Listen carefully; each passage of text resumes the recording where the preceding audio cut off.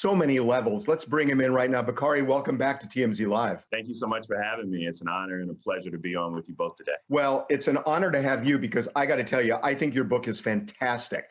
I want to start with another book. I actually read two books this weekend. The first one I read was a book called African American Heroes in the Face of Domestic Terrorism by a woman by the name of Phyllicia Tucker-Saunders. It's a really good book. And one of the things she talks about in it, Bakari, is something called epigenetics.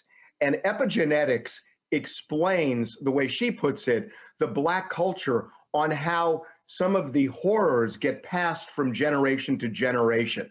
And then I read your book and I realized you're living proof of that, given what happened to your dad and how it affected you. Does that make any sense? It makes a lot of sense. You know, even some people go as far as talking about things such as the post-traumatic slave disorder and how that trauma of being Black in this country passes down from one generation to another.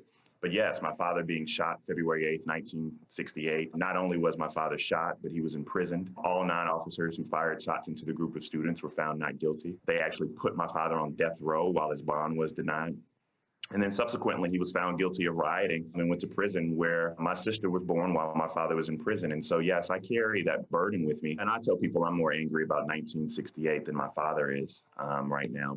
And a lot of that has to come from the fact that growing up with this man who was my hero and seeing him every day in the kitchen, but seeing right now his eyes don't pop like they used to from shedding so many tears, or his shoulders don't stand as upright as they once did from carrying the burdens of a generation. You see that pain that he still lives with today. You see the fact that he was scapegoated and called an outside agitator. And for me, just not only understanding that, but my father is now 75 and I'm 35. And the biggest problem we have in this country is we have too many of the same shared experiences. I'm sure.